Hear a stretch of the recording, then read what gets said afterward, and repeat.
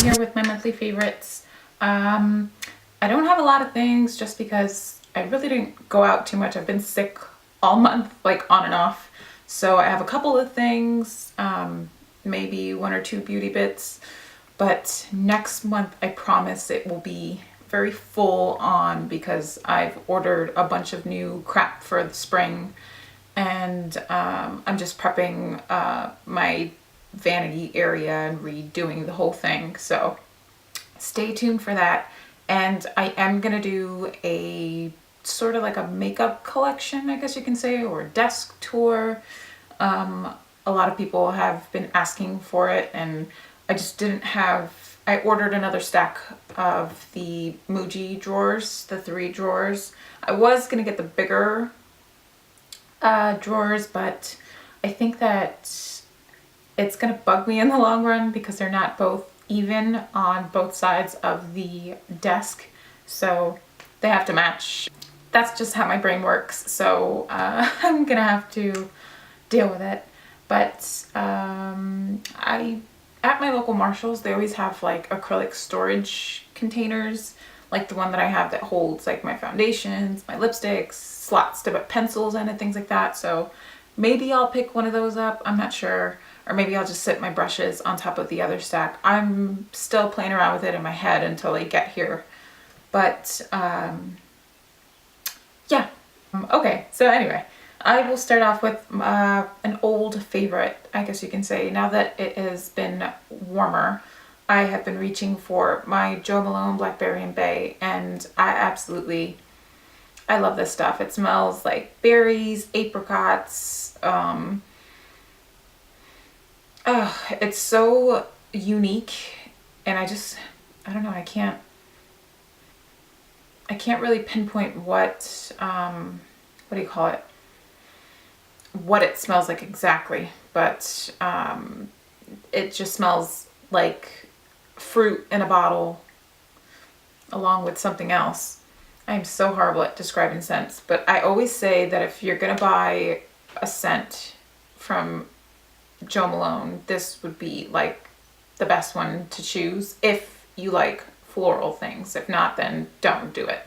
But this one, and every spring I whip it out, and you can see it's almost done. I have like this much left.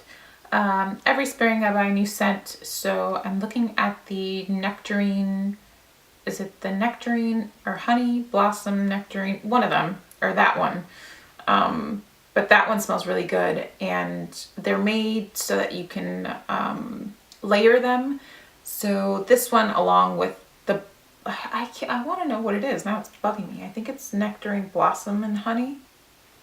I don't know, but you layer them both. I've done it before. I've had samples of the nectarine one, and I've worn them together, and they smell amazing. Next is this brush, and it is from Ray Morris, and this is the, let's see, it's the Deluxe Kabuki brush. I've done a full review on it. I've used it before in a tutorial, I believe, and it's just so soft. It's dirty, first of all, I'm sorry. I haven't washed it, but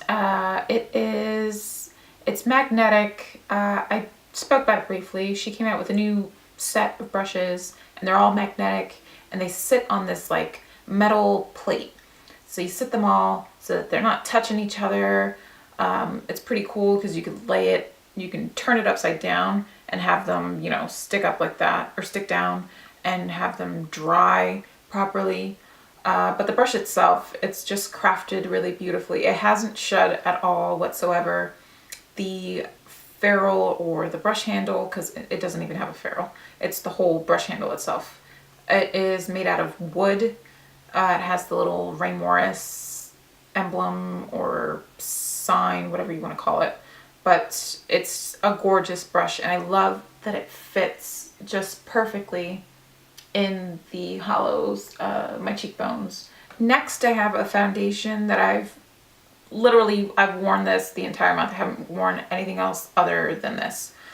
And this is the Diorskin Star foundation. And this is in 31. I'm not sure the name of it, excuse me. Ugh. But this has just been giving me that healthy looking glow, the dewiness. It's just everything I want in a freaking bottle and a foundation. And this is probably my favorite foundation so far right now that I've been using. What else? It's just a great foundation. It can be, I use it as a medium cut, not even, like maybe light to medium coverage. You can definitely sheer it out, or you can definitely pack it on because it is pigmented, but it doesn't feel like you're wearing too much on the skin. And it is going to give you that glowy, dewy finish. So if you are super, super oily, I advise against it. Don't use it because it's going to look a mess. I tend to get oily in my T-zone. So I just set it with powder, and even if I get a little bit of shine throughout the day, I don't mind that. I really like that look. As long as I'm not looking greasy, then by all means we're okay. But so far, this has been #1 for me, and I'm about an NC 30, 35 in MAC terms, so 31 is a perfect shade match for me. Okay, I have the Anastasia or Anastasia, whatever. I keep saying the two and it annoys the shit out of me. Anastasia, that's what I'm gonna say. I have been using the Anastasia Brow Gel, the clear one, all month, surprisingly. I don't put anything in my brows other than a little bit of brow pencil. They do get unruly and I do have to tame them, which I really don't mind. I like that look. But as of late, I've been the look that I've been doing with them is just brushing them up slightly. I'm not sure if you guys if you know what I'm talking about, but I kind of like that brushed up look. And I find that with this, they don't go all over the place because my brow hairs are super long and I don't trim them. I sometimes trim the top, but sometimes they grow a little bit, longer, which again, I don't mind. The bushier, the better. But the brow gel has been helping out a lot. Now, I know a lot of people don't like this, but the trick with this is when you pull the wand out, and this is just a mini sample size that I got with some tweezers that I got, but the spoolie, take a tissue, wipe off the excess, or you can just scrape it along the back of, back into the bottle, but lightly coat your lashes. People really, really want to go in there and just brush and sweep, and your brow looks like it has some type of coating on them. Like you can seriously see the brow gel adhering. So then it starts to make the clumps. And I also take like a light. I can't show your world class list. Oh, what was that? Okay. Why are you? Sorry about that. So, what was I saying? So yeah, so it starts to clump together. It looks like a hot mess. I just take a lash comb and brush through them after I'm done brushing some of the brow gel through. And I only put it in areas where I know my brows are gonna get bushy and crazy. Like the tail of my brow, sometimes I have a couple little hairs that stick up, so I will brush a little bit. Maybe sometimes in the middle if I want those hairs to stay up. Even towards the front, sometimes I like to brush them in a little bit, kind of like a unibrow look, but it's not a unibrow look.